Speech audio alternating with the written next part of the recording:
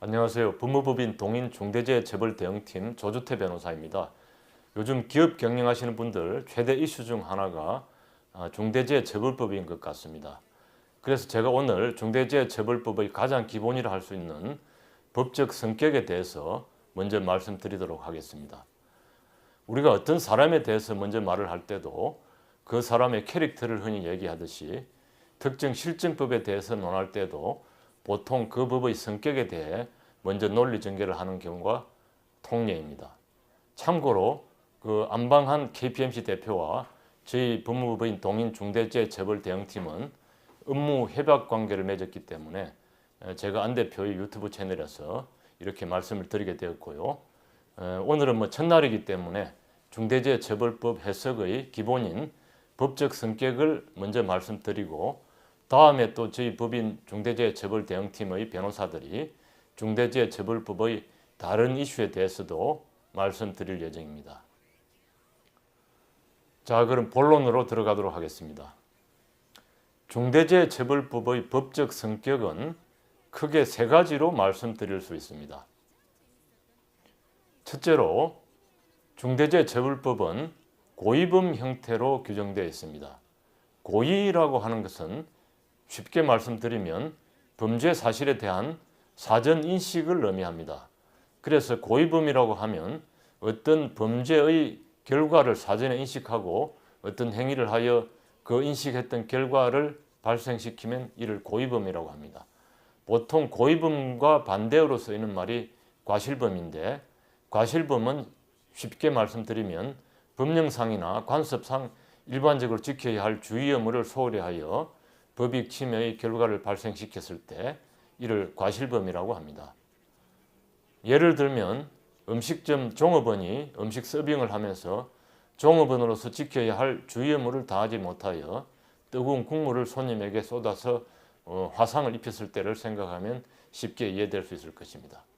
모든 범죄에 대한 처벌은 원칙적으로 고의범만을 처벌하고 과실범은 예외적으로 법에 규정된 경우에 한하여 처벌하도록 되어 있습니다.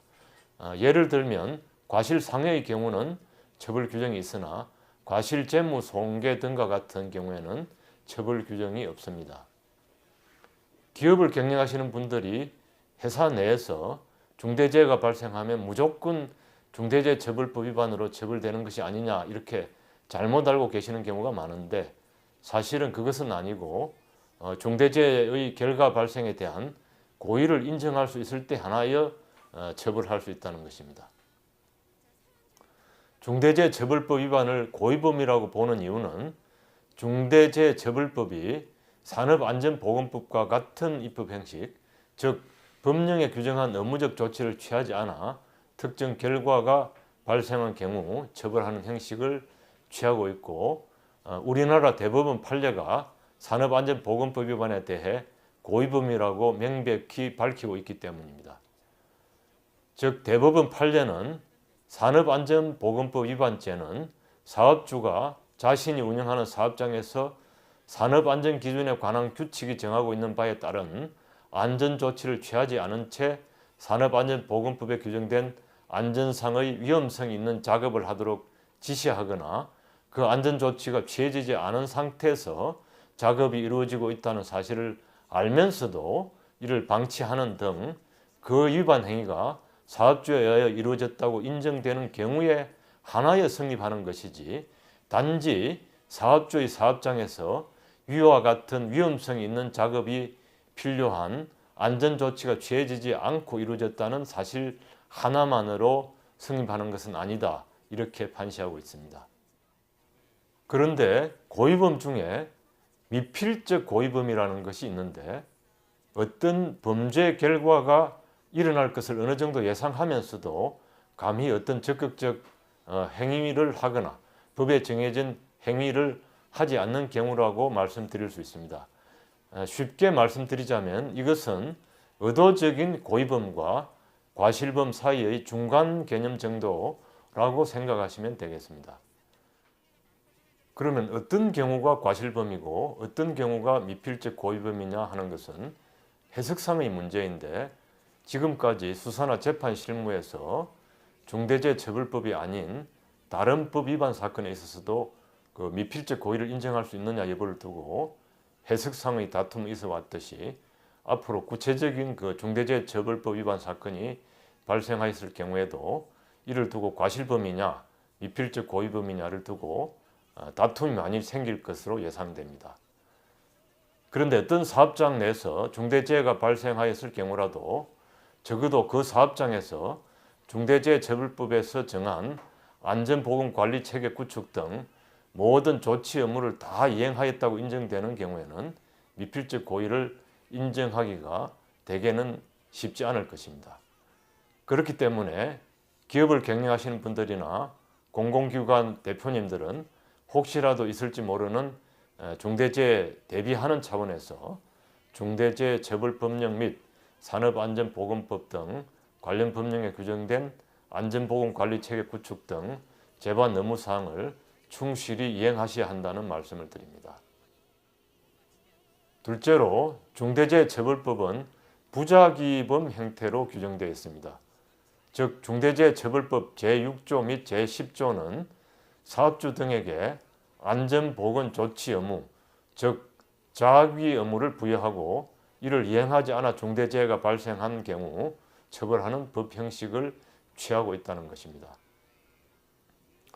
종래 중대재해처벌법 제정 이전에 산업재해 발생 시 적용되어 온 산업안전보건법의 하위 법령인 산업안전보건 기준에 관한 규칙 등에서 사업주의 의무사항을 규정하고 있었으나 명확성이 떨어져 그 준수 여부를 둘러싼 사업주들의 불만과 법집행기관의 자의적 판단 우려 등 문제점이 제기되어 왔습니다.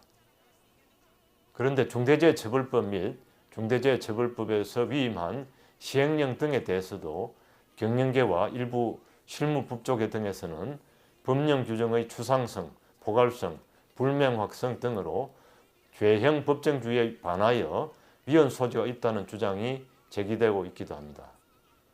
참고로 한국경영자총협회와 중소기업중앙회가 근로자 50인 이상의 314개 기업을 대상으로 한 중대재해처벌법 위행 준비 및 애로사항 기업 실태 조사 결과에 따르면 응답 기업의 66.5%가 법 시행 전 안전 및 보건 확보 의무를 이행하기 어려울 것이라고 답했으며 그 가장 큰 이유는 법과 시행령이 너무 모호하다는 것이라고 답변하였습니다. 마지막 세 번째로 중대재해처벌법은 결과범 형태로 규정되어 있습니다. 즉 중대재해처벌법 위반죄는 사업주 등이 법령에 규정된 의무를 이행하지 않아 사망 또는 상해의 결과가 발생할 것을 요하는 결과범이며 따라서 앞서 말씀드린 자위 의무 위반과 결과 발생 간에는 인과관계가 있어야 성립되는 범죄입니다. 참고로 입법 과정에서 박주민 의원이 발의한 법률안에는 의무 위반 사실 수혜 누적, 증거인멸 시도 등 일정한 조건 하에 인과관계를 추정하자는 규정이 있었으나 법사위 소위의 문제 제기 등으로 반영되지는 않았습니다. 종래 산업안전보건법 위반 사건들에 있어서 인과관계 존재 여부를 두고 검찰과 피고인 간의 치열한 법정 공방이 있어온 것처럼 향후 중대재해처벌법 위반 사건에 있어서도 인과관계의 문제가 중요 쟁점으로 될 것으로 예상됩니다. 지금까지 중대재해처벌법의 법적 성격에 대하여 말씀드렸는데요. 다시 한번 종합하여 말씀드리면 중대재해처벌법은 법에서 정한 일정한 의무를 이행하지 않은 점에 대해 고의를 요하는 고의범이며 결과 발생과의 사이에 인과관계가 필요한 결과범 형태로 규정되어 있습니다. 이상으로 중대재해처벌법의 법적 성격에 대해 간략히 말씀드렸습니다. 시청해 주셔서 감사합니다.